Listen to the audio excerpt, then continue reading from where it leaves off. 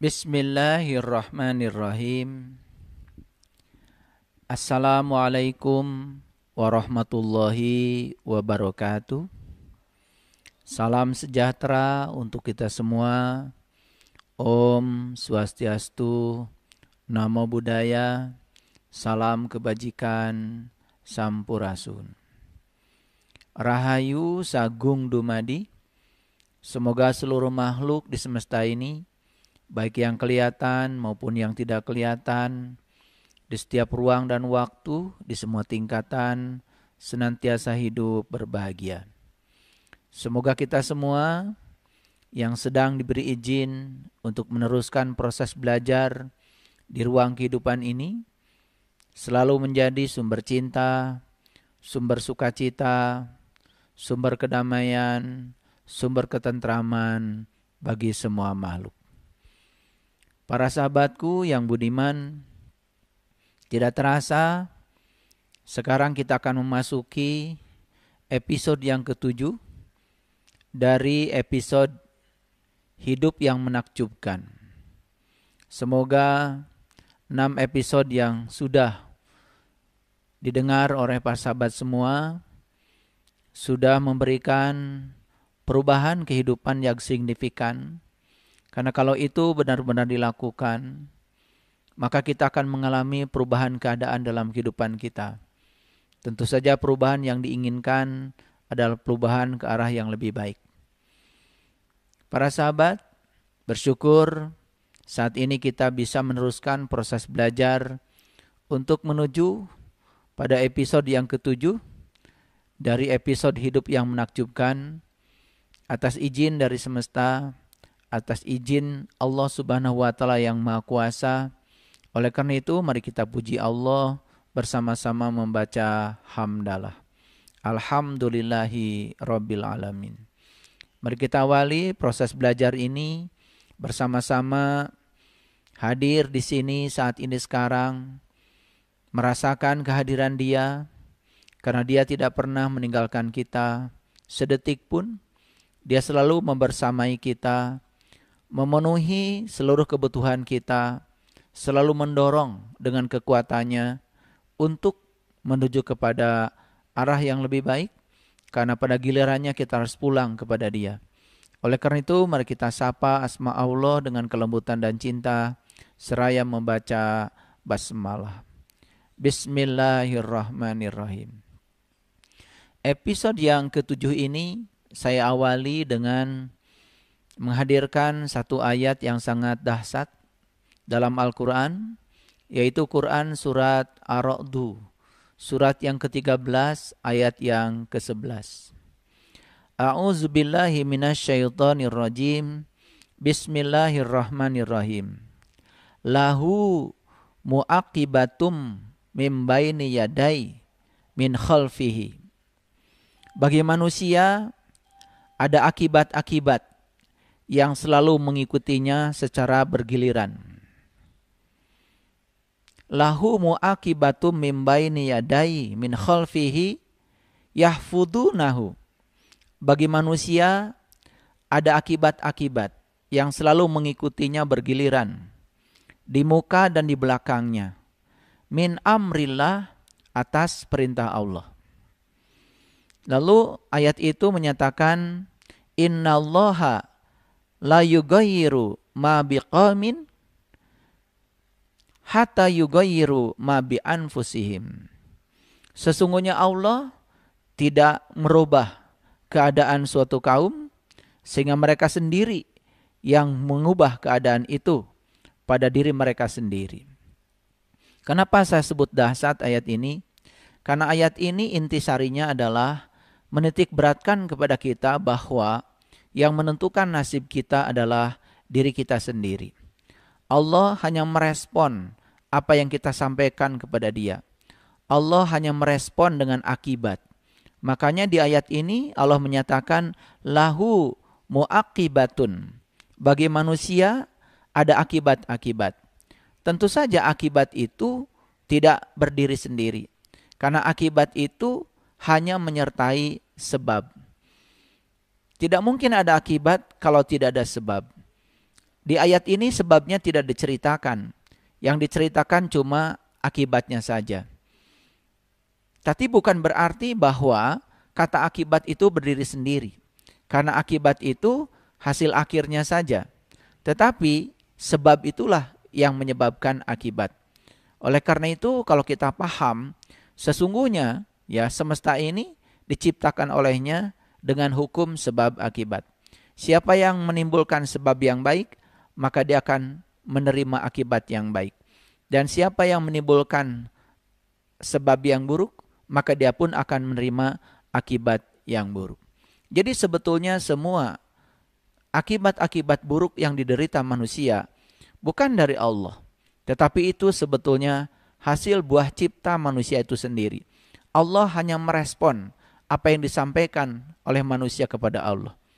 Lewat apa manusia menyampaikan kebaikan dan keburukan itu? Tentu saja instrumennya sudah kita sampaikan di kajian sebelumnya, lewat pikiran dan perasaan. Oleh karena itu, hari ini kita akan menjelajah lebih dalam lagi tentang pikiran dan perasaan serta fungsinya. Bagaimana kedua instrumen itu ya dapat membantu kita menciptakan kehidupan yang menakjubkan. Karena seharusnya kehidupan itu penuh dengan kegembiraan. Seharusnya kehidupan itu berkelimpahan. Harusnya kehidupan itu menyenangkan. Dan seandainya saat ini kehidupan kita sebaliknya dari itu, berarti sesungguhnya ada yang harus kita perbaiki. Maka Allah mengatakan di ayat ini, ya, bagi manusia ada akibat-akibat yang selalu mengikutinya secara bergiliran, di muka dan di belakangnya. Dan akibat-akibat itu min amrillah, atas perintah Allah. Tentu saja cara Allah memerintahkan tidak seperti cara manusia memerintahkan. Karena cara Allah memerintahkan sudah otomatis. Siapa yang menciptakan sebab yang baik, dia akan diiringi oleh akibat yang baik. Siapa yang menciptakan sebab yang buruk, maka dia diikuti oleh akibat yang buruk. Seperti itu cara Allah memerintahkan akibat menyertai sebab. Min amrillah. Makanya di ayat ini ya dilanjutkan dengan innallaha la yughayyiru ma biqaumin hatta yughayyiru ma bi anfusihim. Sesungguhnya Allah tidak akan merubah keadaan suatu kaum sehingga mereka sendiri ya yang merubah keadaan itu pada diri mereka sendiri. Jadi jelas ayat ini menyatakan kepada kita bahwa nasib adalah pilihan kita. Nasib penentunya adalah diri kita sendiri. Nah, ayat ini akan kita elaborasi lebih dalam ya dalam kajian episode yang ke-7 ini. Semoga kita bisa mendapatkan manfaat yang sebanyak-banyaknya sehingga keadaan kita menjadi jauh lebih baik. Para sahabat, kita akan lanjutkan. Seperti yang saya sampaikan tadi, berdasarkan Quran surat Ar-Ra'd, ya, surat ke-13 ayat yang ke-11, ya. Jadi nasib bukanlah kebetulan. Nasib adalah pilihan. Siapa yang memilihnya? Kita sendiri. Allah hanya menentukan ya apa yang kita sodorkan kepadanya. Allah itu adalah Rabb al-Alamin. Allah itu adalah sang keberadaan. Allah itu sang kehadiran. Keberadaannya, kehadirannya cukup membuat segala sesuatu terjadi. Tetapi yang menyodorkan kejadian itu semuanya berasal dari kita sendiri. Jadi para sahabatku, hidup ini sesungguhnya mematuhi kita. Sekali lagi, hidup itu mematuhi kita. Jadi hidup yang mematuhi kita, bukan kita yang mematuhi hidup. Jadi hidup yang mematuhi kita. Kalau hidup mematuhi kita, berarti sesungguhnya majikan dari hidup adalah kita. Karena hidup mematuhi kita, ya terserah kita memerintahkan apa terhadap hidup. Karena hidup akan mematuhi kita. Oleh karena itu, karena hidup mematuhi kita, berarti nasib kita ada di tangan kita. Bukan di tangan siapapun. Bahkan bukan di tangan Allah. Karena Allah itu hanya mengikuti apa yang disodorkan kita kepada Dia. Jadi sekali lagi, hidup ini mematuhi kita. Jadi hidup akan patuh kepada kita. Hidup akan mengikuti perintah kita. Bukan kita yang mematuhi hidup, tapi hidup yang akan mematuhi kita. Apa artinya? Setiap hal yang kita alami dalam hidup ini merupakan hasil dari yang kita ungkapkan lewat pikiran dan perasaan kita. Kita sering tidak sadar, sering tidak jujur, ya. Segala hal yang kita alami dalam hidup ini merupakan hasil, merupakan akibat dari apa? Dari apa yang kita ungkapkan lewat pikiran dan perasaan kita. Itu sebabnya di Quran surat Ar-Ra'd itu tadi dikatakan, ya. Jadi akibat-akibat ini akan selalu menyertai manusia, ya, di depan atau di belakang. Manusia yang mana? Ya tentu saja, karena manusia setiap hari menciptakan sebab, maka manusia itu akan diikuti secara bergiliran oleh akibat dari sebab yang ditimbulkannya. Tergantung apakah sebab baik atau sebab buruk yang dibuat oleh manusia. Karena hidup ini mematuhi kita. Jadi hidup ini para sahabat, ya, kalau dibayangkan seperti katalog. Mungkin pernah lihat katalog, ya. Jadi katalog itu adalah daftar sesuatu yang kita cari, yang bisa kita pilih. Jadi kalau kita pergi ke perpustakaan, pasti ada katalog. Katalog itu isinya adalah daftar buku-buku yang bisa kita cari. Ya, bahkan ada kode-kodenya di katalog itu. Jadi sekali lagi, coba bayangkan oleh kita bahwa hidup ini adalah sebuah katalog. Persis seperti katalog yang ada di perpustakaan. Jadi di perpustakaan kalau kita mau mencari buku, pasti kita mencari katalog dulu. Apakah, ya, buku yang kita cari tersedia di katalog itu? Dan kalau tersedia, pasti ada raknya, pasti ada kodenya, dan kita akan menemukannya. Jadi hidup itu sekali lagi adalah katalog. Segala sesuatu dalam hidup, ya, segala sesuatu dalam hidup dihadirkan agar kita, ya, memilih apa yang kita inginkan. Jadi sebetulnya kalau kita mau menyadari segala hal yang terjadi di sekitar kita ini semua katalog semua. Katalog. Terserah kita mau memilih yang mana. Ya tidak ada yang kebetulan. Nah, kalau di perpustakaan katalog itu adalah tulisan, kalau dalam kehidupan ini katalog itu bisa orang, bisa benda, bisa situasi, bisa keadaan. Itu semua katalog. Di sekitar saya ini juga ada katalog. Tidak mungkin ada kamera di depan saya kalau saya tidak menginginkannya kamera itu merekam saya. Tidak mungkin ada tim, ya, yang sekarang sedang merekam kajian saya kalau saya tidak menginginkannya. Karena saya memikirkannya, saya merasakannya, mereka ada semua di sini, ya. Dan semua ini adalah katalog. Siapa yang menghadirkan? Saya. Saya yang memilihnya. Saya ingin agar kajian saya direkam, saya ingin agar kajian saya disebarkan kepada sahabat-sahabat yang memerlukannya, ya. Ini kan sebuah pilihan dari saya. Saya yang menentukan pilihan ini. Allah sang keberadaan, Allah sang kehadiran, itu mengabulkan pilihan ini. Makanya kita tadi memulai kajian ini dengan alhamdulillah, segala puji hanya milik Allah. Karena apa? Ya, karena kita yang mengajukannya, Allah yang mengabulkannya. Dan ini tidak akan terjadi kalau tidak ada kehendak dari Dia. Itulah ada sebuah pengakuan dari diri kita. Segala puji hanya milik Allah. Nggak ada yang hebat dari kita. Karena segala sesuatu tidak mungkin terjadi tanpa kehadirannya. Tetapi akibat itu menyertai sebab dari kehadirannya. Karena Dia adalah Rabb al-Alamin. Ya, itu para sahabat. Sekali lagi, ya, hidup ini adalah katalog. Segala sesuatu dalam hidup dihadirkan agar kita memilih yang kita cintai. Jadi kita dikasih banyak pilihan dalam hidup ini. Mau memilih yang mana? Silahkan, ya, karena hidup itu adalah katalog. Jika hidup kita tidak menyenangkan, secara tidak sadar, sebetulnya kita telah memberi label. Terhadap apa? Pada segala hal yang tidak menyenangkan. Sehingga kita telah menghalangi tujuan hidup kita. Nih hati-hati ya. Begitu kita mendapatkan yang tidak menyenangkan, kan kita sering memberikan label. Label yang tidak kita senangi biasanya tentu saja labelnya musibah. Jadi itu label. Segala peristiwa itu mau dikasih label musibah, dikasih label berkah, itu tergantung kita. Saya baru saja hari ini mendapatkan 2 pasien yang datang kepada saya. Yang satu, ya, pasiennya mengalami situasi yang tidak menyenangkan dalam kehidupan keluarga. Setelah selesai, ya, bicara dengan saya, kemudian saya mempertanyakan sesuatu. Apakah, ya, Anda bisa mendapatkan pencerahan ini dari saya kalau Anda tidak mendapatkan sesuatu yang tidak menyenangkan di keluarga Anda? Jawabannya apa?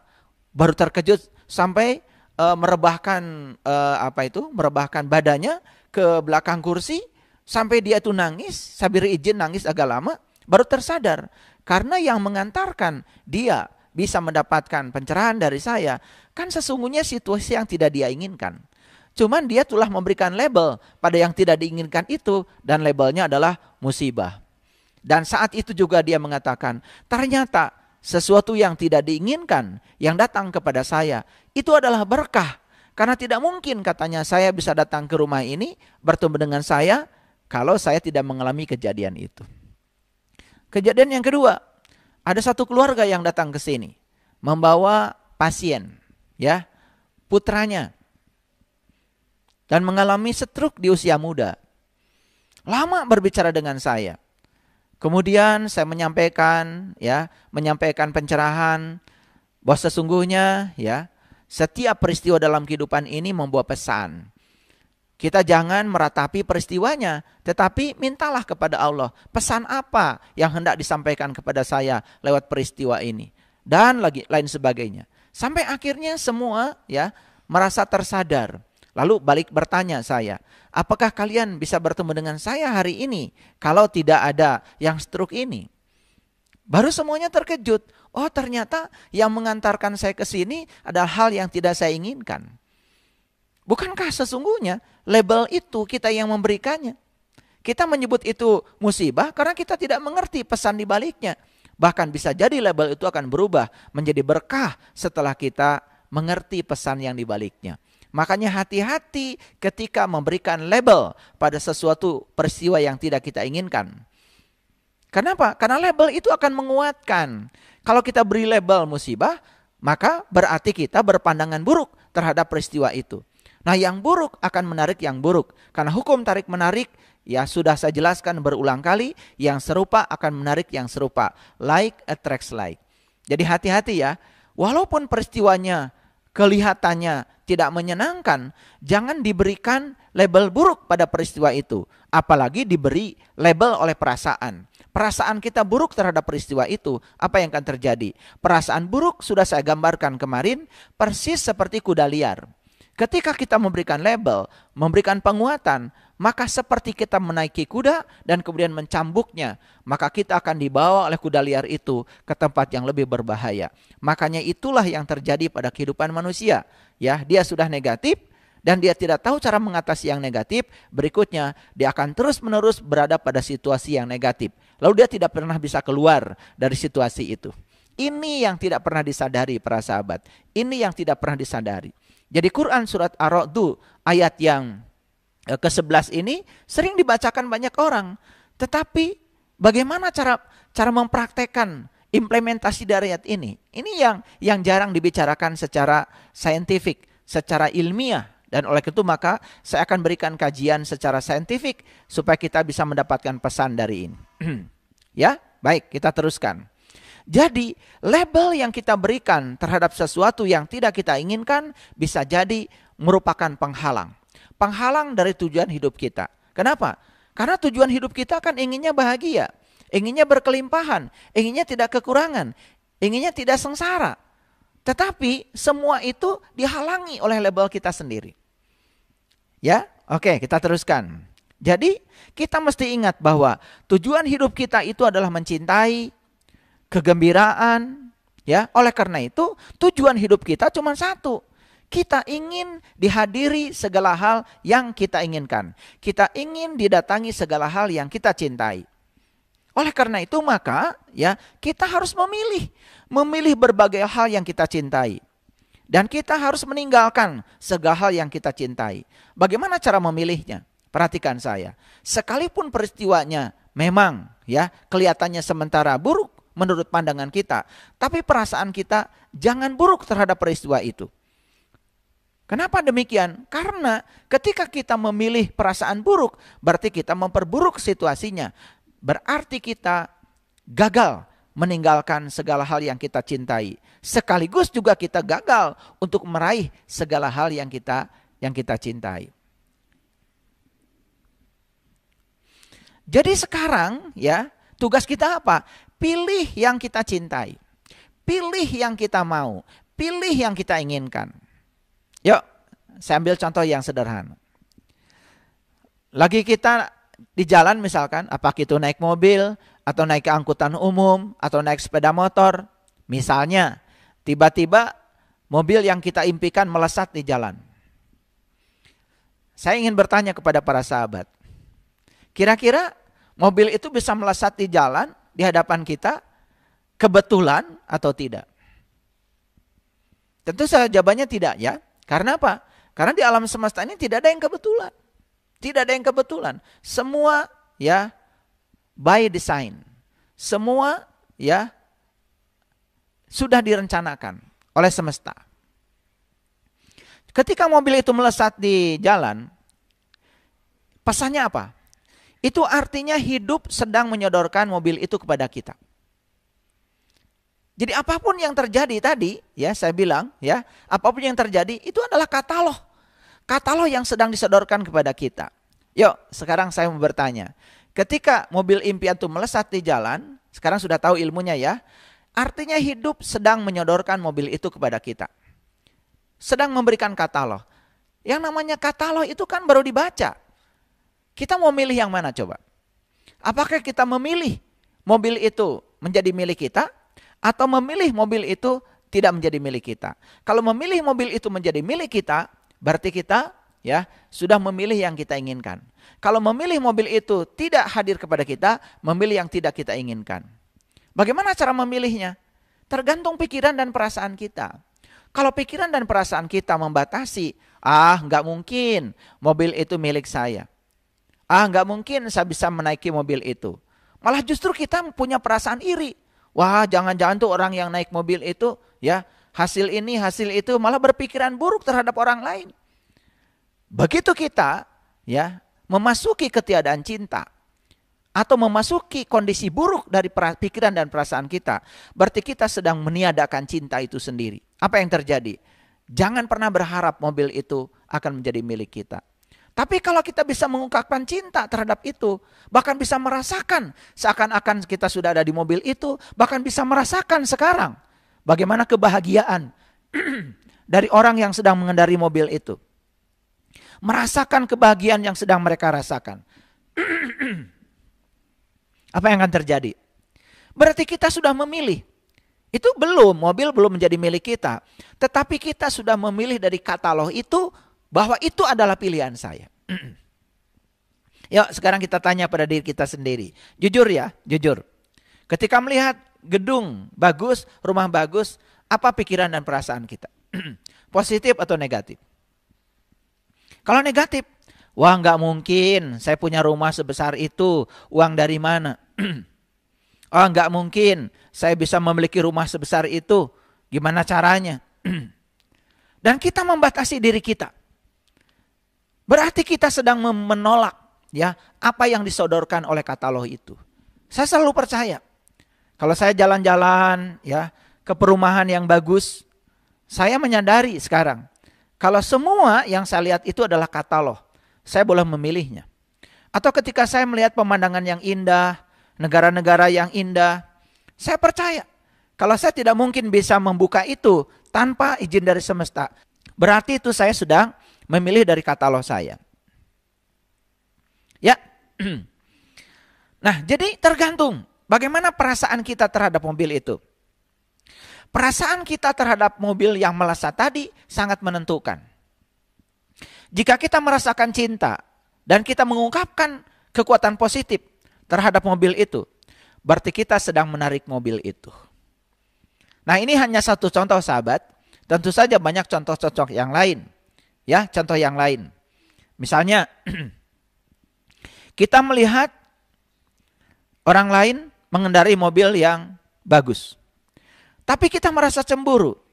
Kita merasa iri terhadap orang lain yang sedang mengendarai mobil itu. Apa artinya? Itu artinya kita sedang keluar dari kemungkinan untuk mendapatkan mobil itu. Kita sedang keluar dari kemungkinan mendapatkan mobil itu. Sama yang lainnya. Ya. Misalkan ketika kita melihat pasangan hidup yang berbahagia. Kita memilih sedih misalnya. Kita memilih kesepian. Maka kita tidak akan pernah mendapatkan situasi itu. Harusnya ketika kita melihat ada pasangan hidup yang berbahagia, mesra, berpegangan tangan, ya, harusnya kita memilih senang. Bahkan ketika kita memilih senang, merasa bahagia dengan kebahagiaan orang lain, kita juga akan berada di situasi itu. Ini yang penting. Karena apa? Mohon maaf. Kebanyakan manusia justru iri, cemburu. Malah justru membicarakan yang negatif tentang itu. Berarti ketika kita membicarakan yang negatif, kita tidak punya kemungkinan untuk mendapatkan situasi itu. Ini yang tidak dipahami. Jadi implementasi dari Quran surat Ar-Ra'd ayat yang ke-11 itu ya, selama ini barangkali belum kita pahami bagaimana detailnya. Yuk sekarang kita lihat. Ketika kita melihat tubuh seseorang yang ideal, ramping, cantik, bagaimana perasaan kita? Karena ketika kita melihat orang itu, berarti hidup sedang menyodorkan pilihan kepada kita. Kalau kita merasa iri, cemburu, bahkan mengeluarkan kata-kata yang negatif, pikiran yang negatif, perasaan yang negatif, kita tidak akan pernah memiliki kemungkinan untuk memiliki tubuh yang ideal. Bagaimana kalau kita merasa senang dengan itu? Ketika kita merasa senang, berarti kita sudah memilih kemungkinan untuk mendapatkan tubuh yang ideal itu. Ini para sahabat. Jadi pikiran dan perasaan kita, respon pikiran dan perasaan kita, itu sangat menentukan terhadap apa yang akan datang kepada kita. Jadi sekali lagi, pilih yang kita cintai. Bagaimana caranya? Ungkapkan rasa senang, ungkapkan cinta, ungkapkan kekuatan positif kita terhadap apa? Terhadap apapun yang terjadi, melintas di sekitar kita. Karena itu disodorkan oleh semesta kepada kita sebagai sebuah katalog kehidupan. Ya, ketika kita sedang berjuang keras, misalnya melawan penyakit. Ini hati-hati ya. Rasakan lebih kuat cinta terhadap sehat. Jangan kita berfokus pada keadaan sakit. Daripada kita memfokuskan pada keadaan sakit, lebih bagus kita ya lebih banyak merasakan lebih kuat keadaan sehat. Nah, ini saya beri contohnya ya. Kemarin sudah saya jelaskan tentang membayangkan, merasakan dan menerima. Misalnya, hari ini para sahabat sedang sakit. Sakit apa saja? Yuk, jangan berfokus pada sakit. Kenapa? Ketika kita berfokus pada sakit, maka kita akan menarik potensi-potensi yang membuat kita semakin sakit. Kan saya sudah sampaikan, ketika kita sedang mengalami sesuatu yang buruk, maka kita harus menghadirkan yang sebaliknya dari itu. Rumusnya sederhana kemarin ya, kita tidak mungkin bisa mengosongkan kekosongan. Kita tidak mungkin bisa mengisi gelas dengan cara mengosongkan kekosongan. Karena kita hanya bisa mengisi ya gelas yang kosong dengan menghadirkan yang isi. Berarti ya kita tidak boleh berfokus pada sakit. Justru kita harus lebih banyak merasakan terhadap keadaan sehat. Gimana caranya? Sederhana. Apa sekarang yang dirasakan oleh para sahabat? Misalnya ya, ambil contoh amit-amit ya, sakit kaki misalnya. Kaki kita sedang sakit. Sudah berobat kemana-mana. Sekarang kuncinya satu, bayangkan. Ya, yang pertama bayangkan kaki kita sehat. Cukup? Belum. Yang kedua, bayangkan kaki sehat itu sudah bersama dengan kita. Cukup? Belum. Yang ketiga, bayangkan kaki sehat itu, dengan kaki sehat itu kita sudah melakukan berbagai hal. Misalnya, sederhana saja, kita main futsal, main badminton, jalan-jalan ke mall, jalan-jalan ke gunung. Ya, itu baru membayangkan. Yang kedua merasakan. Rasakan kaki sehat itu sudah hadir menjadi milik kita. Kita pada saat sakit sekalipun sudah merasakan seakan-akan kita sudah sehat. Yang kedua, sehat itu sudah bersama kita. Kaki sehat sudah bersama dengan kita. Yang ketiga, kita sudah mampu merasakan berbagai hal dengan kaki sehat itu. Jadi kita sudah mampu merasakan berbagai hal dengan kaki sehat itu. Misalnya ya, kalau tadi kan cuma jalan-jalan ke mall. Nah sekarang rasakan betapa senangnya dengan kaki sehat jalan-jalan ke mall, jalan-jalan ke gunung. Sekarang rasakan betapa senangnya dengan kaki sehat itu kita bisa jalan-jalan ke gunung. Jadi kalau tadi membayangkan, sekarang merasakan lebih dalam. Maka percaya sama saya, kita sudah memberikan sudah memberikan stimulus pada semesta, maka semesta akan merespon. Persis yang akan kita terima adalah yang kita bayangkan dan yang kita rasakan. Ini contoh-contoh sederhana. Saya memberikan contoh-contoh sederhana. Karena apa? Mungkin banyak sekali para sahabat yang sedang mengalami bergelut dengan berbagai macam penyakit, ya, sudah berobat ke sana, berobat ke sini, ya. Apalagi menyangka seakan-akan penyakit berasal dari Tuhan, berasal dari Allah, itu sudah keliru. Di Quran tidak ada pernyataan penyakit berasal dari Allah. Allah sendiri yang mengatakan, Faiza maridtu fahuwa yasfin. Apabila kamu sakit, aku yang akan menyembuhkan. Kesembuhan betul dari Allah. Kalau kita yakin kepada Dia, kalau kita bisa memikirkan dan merasakan yang sehat, dan kesehatan itu seakan-akan sudah milik kita, dan itu akan direspon oleh Allah. Itu doa kita yang sebenarnya. Itu para sahabat. Ini adalah rahasia semesta yang saya bagikan. Oleh karena itu, cermati setiap kata. Ya, terima ya dengan kelapangan. Jadilah gelas yang kosong. Jangan dibenturkan dulu. Cobalah dulu. Karena apa? Semua yang saya sampaikan ini sudah saya lakukan, sudah saya coba, sudah menjadi pengalaman. Bahkan saya sudah lakukan dalam berbagai hal. Saya juga pernah sakit. Saya juga pernah mengalami kehancuran dalam ekonomi. Saya juga pernah mengalami berbagai hal. Jadi jangan mengira bahwa ini cuma teori-teori bodong. Ini adalah pengalaman yang sudah terjadi. Bahkan saya sudah sampaikan kepada rekan-rekan saya dan mereka sudah mengalami berbagai hal yang luar biasa ini. Ternyata hidup itu benar-benar sangat menakjubkan. Yuk para sahabat, bila kita merasa senang terhadap sesuatu yang dimiliki seseorang, misalnya lihat orang sukses, kita senang. Lihat orang yang karirnya memuncak, kita senang. Ya, lihat orang yang bahagia, kita juga bahagia. Berarti dengan begitu kita sedang menarik sesuatu itu ke dalam diri kita dari katalog kehidupan. Jadi tadi ya, ketika mobil melesat di jalan itu baru katalog kehidupan. Apakah kita mau menariknya atau tidak? Apakah kita merasa senang ketika melihat itu? Apakah kita bisa merasakan rasa senang yang dirasakan oleh pemilik mobil itu? Atau malah justru kita cemburu, atau malah kita iri, atau malah kita mendoakan yang enggak kepada orang lain. Kalau itu yang terjadi, percaya sama saya, kalian semakin jauh dari yang kalian inginkan. Makanya hati-hati ya. Ketika kita menghakimi orang lain, ketika kita menghujat orang lain, hati-hati. Itu penghakiman dan hujatan itu bukan buat siapa-siapa, buat orang yang melakukannya. Maka jangan tertarik melakukan itu. Kalau ada orang yang menghujat kita, menghakimi kita, kemudian kita juga negatif, buruk terhadap itu, berarti kita juga akan mengizinkan penghakiman dan hujatan itu semakin datang bertubi-tubi kepada kita. Pancarkan cinta, pancarkan kekuatan positif, doakan semoga mereka memiliki kesadaran. Semoga mereka sadar apa yang mereka lakukan itu bukan buat siapa-siapa, kecuali buat dirinya sendiri. Oleh karena itu, hukum tarik-menarik mengatakan di alam semesta ini tidak ada orang lain kecuali diri kita saja. Karena apa? Apa yang kita lakukan pada diri kita untuk kita, apa yang kita lakukan pada orang lain pun sesungguhnya untuk kita. Saya sudah menyampaikan tentang gema, saya sudah menyampaikan tentang gema. Jadi apa yang kita sampaikan, kita sendiri orang pertama yang mendengar. Saya sekarang sedang berbicara. Lihat saya sekarang, mulut saya dekat sekali dengan telinga saya. Tentu saja orang pertama yang mendengar suara saya adalah telinga saya, bukan orang lain. Makanya hukum tarik-menarik mengatakan, ini bukan soal orang lain, ini soal diri Anda, ini soal diri kita sendiri. Tergantung diri kita, mau memilih apa dari katalog kehidupan.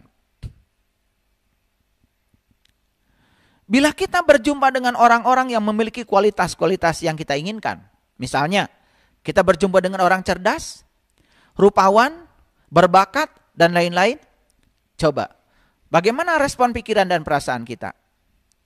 Kalau kita bisa mengungkapkan cinta, kekuatan positif terhadap kualitas-kualitas itu, orang ini cerdas, orang ini rupawan, orang ini berbakat, tidak ada sedikit pun rasa cemburu, iri terhadap orang itu, ya, tidak ada perasaan buruk, malah justru ya mengungkapkan perasaan positif pada orang itu yang punya kualitas-kualitas yang diinginkan itu, kita juga punya kesempatan untuk menjadi seperti dia.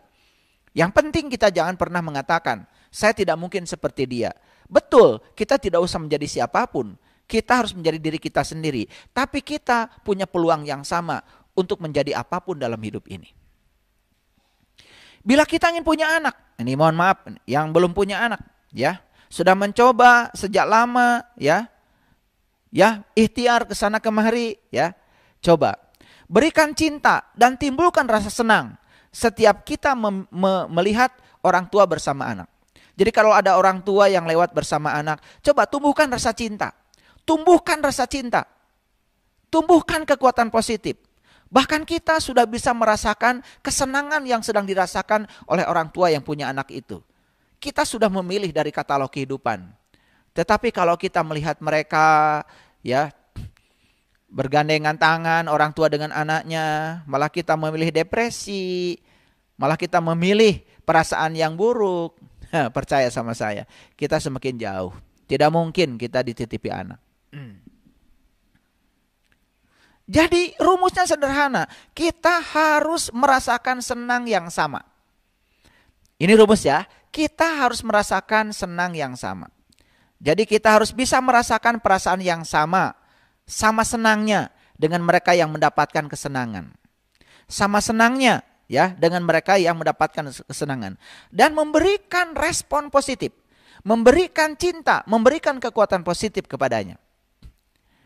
Jadi ketika kita melihat mobil idaman tadi, pasangan yang berbahagia tadi, tubuh yang ideal, kualitas-kualitas yang hebat pada diri seseorang, ya, bersukacitalah, kita ikut bersukacita.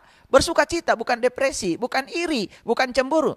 Dengan demikian, maka rasa senang itu sedang memilihnya. Jadi rasa senang yang kita ungkapkan itu yang akan memilih. Dan tidak lama lagi, itu akan datang, ya, akan datang kepada kita. Saya ambil contoh yang sederhana, ya. Jadi menantu saya itu sukanya ngoprek mobil, dan dia itu senang sekali ikut balapan tuh di Cimahi, ya, di Brigif. Lalu dia membayangkan dan merasakan seakan-akan dia sudah balap di sana. Apa yang terjadi? Walaupun belum memiliki, tiba-tiba, ya, ada sahabat yang datang coba, baru kenal beberapa hari, lalu menitipkan mobilnya, ya, mobil balapnya untuk dipakai. Lalu saya tanya, apakah kamu memikirkannya, membayangkannya? Betul, ternyata selama ini dia memikirkan dan membayangkannya. Cara itu bukan wilayah kita. Bukankah itu luar biasa, sahabat? Asal kita berhenti membatasi diri kita. Ya, ternyata seperti yang dikatakan fisika kuantum, bumi dan alam semesta ini ternyata tanpa batas. Karena apa? Yang seperti bumi ini ternyata di tempat lain juga banyak, bahkan jumlahnya miliaran. Cuman kita selama ini membatasi, karena apa? Karena penglihatan kita, pengetahuan kita yang terbatas. Kita hanya bisa melihat, ya, seakan-akan semesta ini cuma bumi ini aja. Padahal yang kayak bumi ini jumlahnya miliaran. Bintang itu miliaran, bahkan jumlah galaksi juga miliaran. Ya, luar biasa bukan? Karena alam semesta ini tanpa batas. Baik, kita teruskan, ya.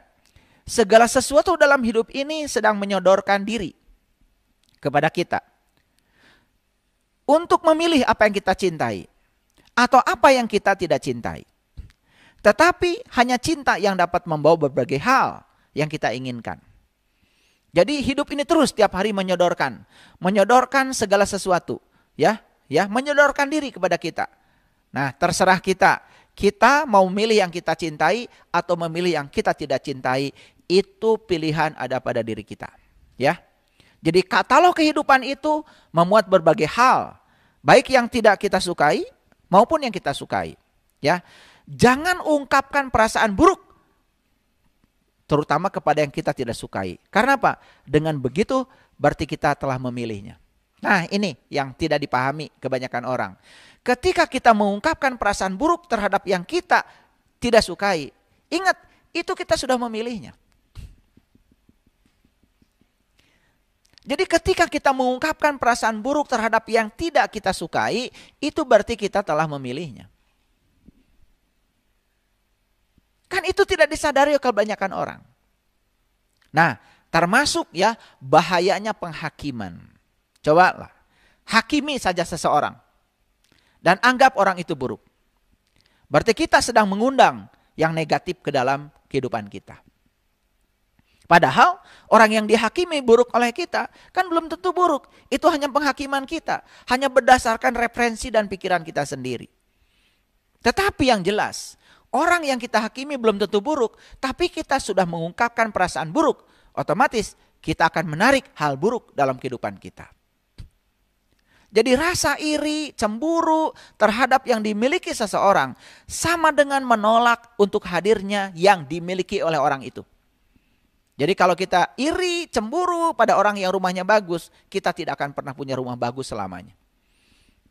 Karena rasa iri dan cemburu terhadap yang dimiliki seseorang, itu artinya kita sedang menolak bahwa kita tidak boleh memiliki itu.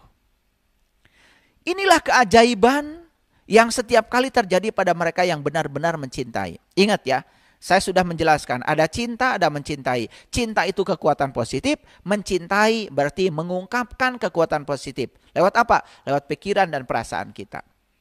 Itu yang namanya mencintai, mengungkapkan kekuatan positif. Ya. Jadi keajaiban ya yang terjadi pada mereka yang benar-benar mengungkapkan kekuatan positif, apa itu?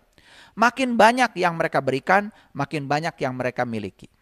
Jadi kalau mereka memiliki segalanya, percayalah, apa yang mereka miliki itu sebetulnya karena mereka menariknya. Dengan cara apa? Karena mereka punya perasaan yang positif terhadap yang mereka miliki itu. Jadi jangan iri kepada mereka yang memiliki segalanya. Justru harus bersuka cita, ikut merasakan senang. Kalau sudah ada iri, itu berbahaya. Jadi kenapa ya agama mengharamkan kepada kita untuk iri hati? Karena iri hati itu sangat berbahaya. Iri hati itu mematikan kita. Dari apa? Dari segala hal yang kita inginkan dalam hidup. Maka kita akan terus-menerus dalam situasi yang sulit. Jadi oleh karena itu maka dalam hukum tarik-menarik hanya ada satu, yaitu diri kita. Hukum tarik-menarik merespon perasaan kita. Hanya kita yang menentukan. Kita yang menentukan. Bagi hukum tarik-menarik, bahkan orang lain pun adalah diri kita. Karena apa? Karena apapun yang kita rasakan kepada orang lain akan hadir pada diri kita. Hati-hati ya. Apapun yang kita rasakan pada orang lain tidak akan hadir pada orang lain. Itu akan hadir pada diri kita. Jadi semuanya ini adalah tentang diri kita. Semuanya tentang diri kita. Apa yang kita rasakan, apa yang kita pikirkan, apa yang kita katakan tentang orang lain, sebenarnya itu untuk diri kita sendiri. Penghakiman dan kritik untuk orang lain sebenarnya untuk diri kita sendiri. Coba, berikan cinta, berikan penghargaan untuk orang lain. Kalau kita bisa memberikan cinta, memberikan penghargaan untuk orang lain, itu artinya kita sedang memberikannya untuk diri kita sendiri. Jadi, dalam hukum tarik-menarik hanya ada kata iya. Dalam hukum tarik-menarik hanya ada kata iya. Katakan saja iya bila kita melihat, mendengar yang kita sukai.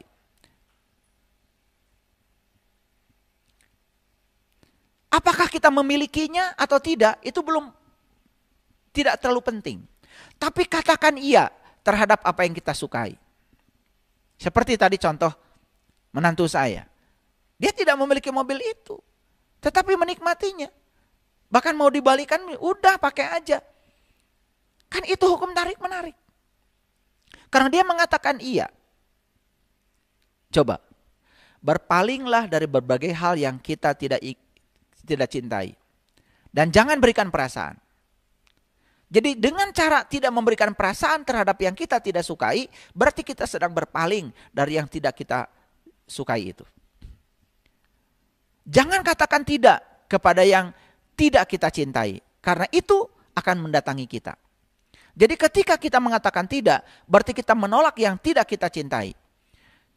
Artinya, yang kita tidak cintai itu akan datang berulang-ulang ke dalam kehidupan kita.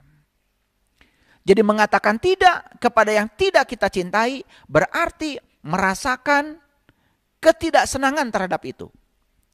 Berarti kita sedang mengungkapkan perasaan buruk. dan kita akan menerima yang tidak kita cintai itu. Itu hukumnya.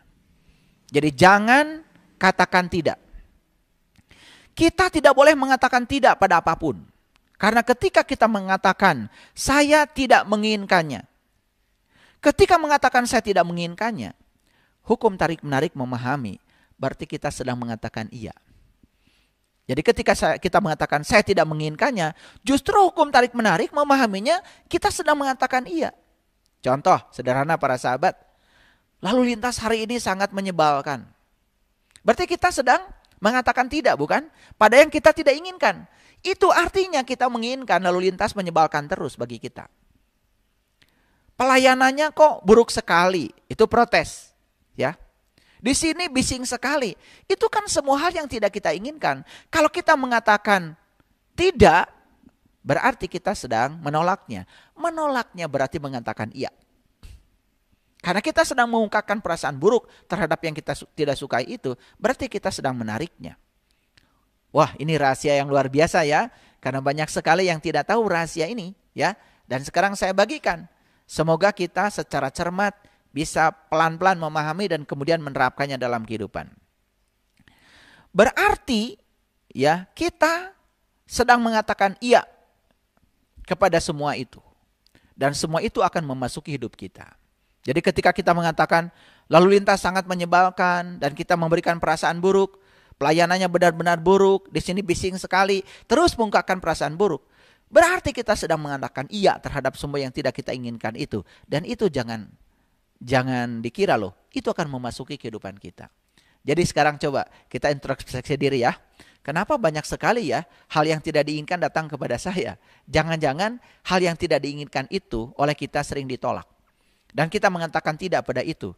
Dan hukum tarik-menarik ketika kita mengatakan tidak, memahaminya seakan-akan kita mengatakan iya. Jadi sekali lagi, gimana caranya kalau kita mendapatkan hal yang tidak diinginkan? Jangan berikan perasaan terhadap yang tidak kita sukai. Karena apa? Karena semua itu akan, kalau kita memberikan perasaan buruk terhadap semua itu akan datang berulang-ulang. Bagaimana caranya? Ya, pandang semua itu baik-baik saja sebagaimana adanya. Pandang semuanya baik-baik saja sebagaimana adanya. Hanya saja semua itu tidak memiliki tempat dalam hidup kita. Ini para sahabat, saya ingin memberikan ilustrasi sederhana ya. Jadi ternyata perasaan buruk pun sebetulnya punya tempat di semesta ini. Karena perasaan buruk itu ya dibutuhkan.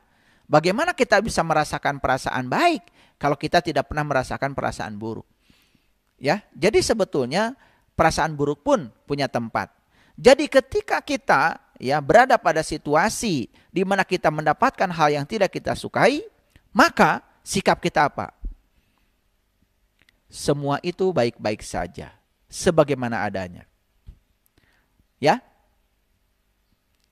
Hanya itu belum memiliki tempat dalam diri kita. Belum memiliki tempat dalam hidup kita. Jadi semua baik-baik saja. Oleh karena itu ada kata-kata bijak, jangan lihat, jangan dengar, dan jangan sampaikan keburukan. Itu kuncinya. Baik, ya. Jadi hidup kita adalah kisah kita. Sekali lagi, hidup kita pasti bukan cerita siapa-siapa kan? Hidup kita itu pasti cerita tentang kisah kita. Yuk, yang pertama. Jangan percaya bila ada orang yang mengatakan kita kurang dibandingkan orang lain. Jangan percaya. Kalau kita percaya itu, berarti kita sudah memberi batasan pada kita. Jangan percaya bila ada orang yang mengatakan bahwa kita memiliki keterbatasan. Kalau itu direspon oleh kita dan itu menjadi paradigma kita, berarti kita sedang menciptakan keterbatasan pada diri kita. Jangan percaya bila ada orang yang mengatakan bahwa kita tidak dapat mengerjakan yang kita sukai. Tidak mungkin kamu bisa mengerjakan itu. Tidak mungkin kamu bisa mencapai itu. Jangan percaya. Begitu percaya, berarti kita sudah menciptakan keterbatasan buat diri kita. Jangan percaya bila ada orang yang mengatakan bahwa kita tidak seberharga manusia-manusia hebat yang pernah hidup di dunia ini. Jadi kita diremehkan oleh orang lain. Dan orang lain mengatakan bahwa diri kita tidak seberharga manusia-manusia hebat yang pernah hidup di semesta ini. Jangan percaya. Jangan percaya bila kita tidak akan mendapatkan yang kita cintai dan dambakan. Jangan percaya. Misalkan ada orang mengatakan, kamu gak mungkin bisa mendapatkan yang kamu impikan. Kamu gak mungkin bisa mendapatkan yang kamu dambakan. Jangan percaya. Karena apa? Bila kita percaya semua itu, berarti kita telah menetapkan batasan-batasan terhadap diri kita sendiri. Jadi jangan-jangan ya, semua batasan-batasan yang selama ini kita rasakan karena kita percaya apa yang dikatakan orang pada kita. Kan sering, wah saya ini ya memiliki keterbatasan. Saya ini tidak mungkin ya bisa mencapai itu. Dan kita sedang menciptakan keterbatasan buat diri kita. Bagaimana kita bisa menembus keterbatasan kalau kita sendiri yang menciptakan batasan-batasan itu? Ya, para sahabat, saya menyampaikan satu pernyataan penting dari Martin Rees, ya. Dia ahli astrofisika itu, ya. Ya, beliau hidup tahun 1942, ya. Namanya Martin Rees, itu ahli astrofisika. Beliau mengatakan begini. Awalnya yang ada hanya berbagai kemungkinan. Semesta ini hanya mewujud bila ada yang mengamatinya. Tidak ada masalah apakah para pengamat itu muncul beberapa miliar tahun kemudian. Alam semesta ada karena kita menyadarinya. Jadi beliau mengatakan bahwa awalnya semua itu hanya berbagai kemungkinan saja. Semesta ini ada, ya semesta ini hanya mewujud bila ada yang mengamatinya. Gitu. Ya sama seperti ada orang yang percaya santet misalnya. Santet itu sebetulnya ada kalau kita mempercayainya. Tapi kalau kita tidak mempercayainya tidak ada. Makanya orang yang percaya santet ya pasti akan kena santet. Karena dia mempercayainya. Yang tidak mempercayainya apalagi tidak mengamatinya. Jadi sebetulnya perwujudan dari santet juga tidak ada. Ya, itu yang dikatakan oleh Martin Rees, ya ahli astrofisika. Ya. Nah sekarang ya para sahabat, saya akan membawa kita ya ke belakang layar dunia yang terlihat. Jadi artinya saya akan mencoba membawa para sahabat ya dari yang terlihat ini kepada yang tidak terlihat. Kenapa? Karena kebanyakan yang kita lihat tidaklah senyata yang kita kira. Sekali lagi, kebanyakan yang kita lihat tidaklah senyata yang kita kira. Oleh karena itu maka kita coba belajar untuk melihat ya belakang layar dari dunia yang kita lihat ini. Kenapa demikian? Ini penting ya supaya kita bisa ya melakukan mensikapi kehidupan di dunia ini dengan sikap yang benar. Jadi sekarang saya akan mengajak para sahabat untuk melakukan petualangan ke alam yang tidak kasat mata. Karena apa? Petualangan ke alam yang tak kasat mata akan mengubah pandangan terhadap dunia ini. Dan akan membebaskan kita untuk menerima hidup yang tidak terbatas. Dan orang-orang yang mengalami hidupnya tak terbatas, karena mereka juga sudah melihat ya belakang dari layar dunia ini yang terlihat ini. Karena mereka ini adalah orang-orang yang sudah mampu melakukan petualangan ya kepada sesuatu yang dibalik yang terlihat ini. Ya, coba perhatikan saya. Kebanyakan hal yang kini sedang kita yakini sebagai dunia nyata sebenarnya tidaklah nyata. Kita jauh melebihi daripada yang mungkin kita sadari. Oke, kalau belum bisa memahami itu, saya ambil beberapa contoh nanti. Hidup dan alam semesta lebih dari yang mungkin kita sadari. Coba. Kita selama ini mengira bahwa uang, kesehatan, sumber-sumber daya lain itu jumlahnya terbatas. Padahal tidak demikian. Semua itu tanpa batas. Jadi sebetulnya di semesta ini tidak ada kelangkaan apapun. Tidak ada kelangkaan apapun. Nah oleh karena itu maka fisika kuantum menyatakan bahwa ya ada planet bumi dan semesta yang jumlahnya tak terhingga. Dan kita berpindah-pindah dari satu realitas planet bumi dan semesta ke planet bumi dan semesta lainnya. Setiap sepersekian detik. Itulah dunia nyata yang baru yang dimunculkan oleh sains. Kita beranggapan bahwa sisa waktu yang ada di dunia ini ya di dunia nyata ini terbatas. Oleh karena itu, maka kita menjalani hidup serba tergesa-gesa dalam kesempitan waktu. Padahal menurut Einstein, waktu hanyalah ilusi. Coba perhatikan. Orang yang tergesa-gesa biasanya karena mengatakan waktunya sedikit, bukan? Orang yang tergesa-gesa itu karena dia menyatakan waktu itu sempit, ya. Padahal kata Einstein sendiri, waktu itu adalah ilusi. Ya. Dan coba lihat, orang yang menyatakan waktunya sempit, serba tergesa-gesa. Justru dalam ketergesa-gesaan itulah orang kadang-kadang mengalami kecelakaan. Kita beranggapan bahwa dunia nyata terdiri dari makhluk-makhluk hidup dan benda-benda mati. Namun kenyataannya, semesta ini, segala sesuatu itu hidup dan tak ada yang mati. Coba perhatikan para sahabat. Ya. Apa saja benda di rumah kita? Kita biarkan aja bertahun-tahun. Coba, pasti rusak kan? Rumah yang tidak ditempati oleh pemiliknya bertahun-tahun. Itu beda. Ketika ditempati pemiliknya itu, rumah itu ada gairahnya, ada energinya. Begitu tidak ditempati, itu rusaknya cepat sekali. Jadi jangan pernah mengatakan bahwa semesta ini hanya terdiri dari makhluk hidup dan benda mati.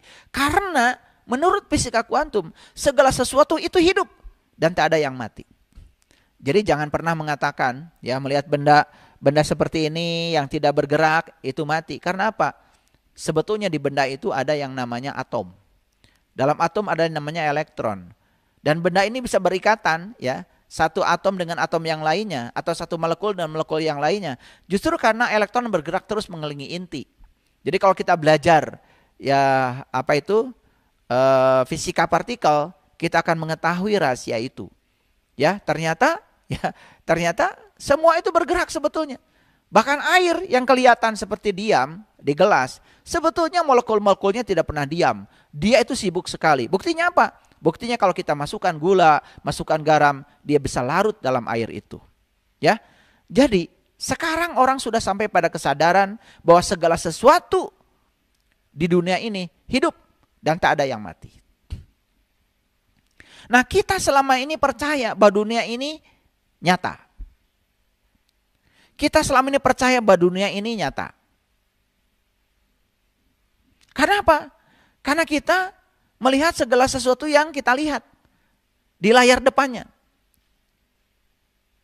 Dan kita mengatakan segala sesuatu yang tidak terlihatan disebutnya tidak nyata. Padahal itu sebaliknya. Siapa tahu yang tidak terlihat itu yang nyata, yang kelihatan nyata malah tidak nyata. Perlu saya buktikan.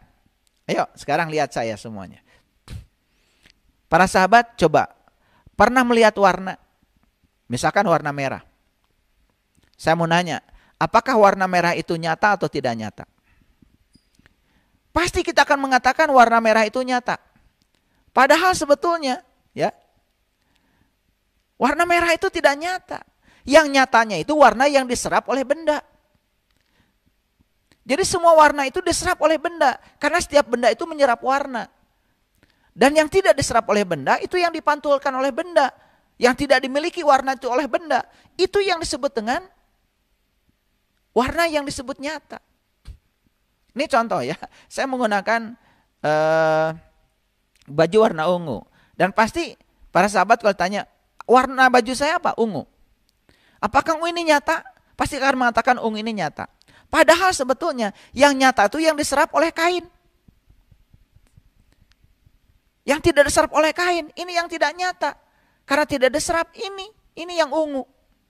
Jadi warna yang kita lihat sesungguhnya bukan warna yang sebenarnya. Setiap benda menyerap seluruh warna yang sebenarnya. Dan yang memantulkan warna. Dan benda itu memantulkan warna yang bukan warnanya. Itulah warna yang kita lihat. Jadi semua warna diserap oleh benda. Dan benda itu memantulkan warna yang bukan warna dia. Dan itulah warna yang kita lihat. Jadi yang kita lihat itu bukan yang sebenarnya. Coba kalau saya tanya, langit itu warnanya apa? Pasti kita mengatakan biru. Dan kita mengatakan biru itu warna yang sebenarnya. Padahal tidak. Ya, warna langit yang sebenarnya itu adalah warna-warni. Kecuali biru malah. Kenapa? Karena biru itu, ya, bukan warna yang sebenarnya. Warna yang sebenarnya yang diserap. Jadi apa yang disebut terlihat Dunia nyata karena terlihat, atau dunia tidak nyata karena tidak terlihat. Kan selama ini kita menyatakan yang terlihat nyata, yang tidak terlihat tidak nyata. Ternyata ilmu pengetahuan mengatakan bisa jadi yang terlihat tidak nyata. Tapi yang tidak terlihat malah justru nyata. Warna yang nyata itu tidak terlihat. Yang terlihat oleh kita justru warna yang tidak nyata. Cuman karena selama ini kita tidak belajar sampai sejauh itu. Lalu kita sering tertipu oleh yang disebut dengan kenyataan hidup. Jadi, apakah benda padat itu ada? Kalau kita belajar fisika atom, ternyata atom itu 99,99% itu adalah ruang kosong. Sedangkan penyusun benda padat kan atom. Jadi sebenarnya apa yang disebut dengan benda padat pun sebetulnya isinya adalah ruang kosong. Jadi tidak ada sebenarnya benda padat. Yang ada adalah ruang kosong.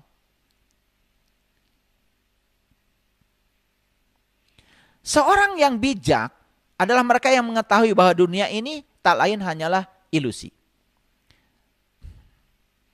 Tidak bersikap seolah-olah nyata. Oleh karena itu, maka orang bijak lolos dari kesengsaraan. Meyakini berbagai hal yang dapat kita lihat dan sentuh bukanlah keyakinan sama sekali. Namun meyakini yang tak kasat mata adalah kemenangan dan rahmat. Itu yang dikatakan oleh Abraham Lincoln. Makanya iman itu adalah meyakini yang tidak terlihat dan suatu saat bisa melihat yang diyakini.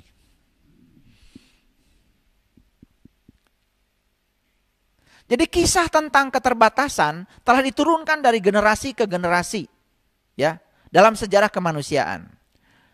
Dan sekarang sudah tiba waktunya untuk menceritakan kisah yang sebenarnya. Apa itu kisah yang sebenarnya? Yuk kita sadari, kita adalah makhluk yang tidak memiliki batasan. Dunia dan alam semesta ini tanpa batas, itu yang sebenarnya. Ada banyak dunia dan kemungkinan yang tidak dapat kita lihat. Dan semuanya itu ada. Kita dapat menjadi apapun yang kita inginkan. Kuncinya, membayangkan, merasakan, dan menerima. Lepaskan segala hal yang tidak diinginkan dalam kisah hidup kita.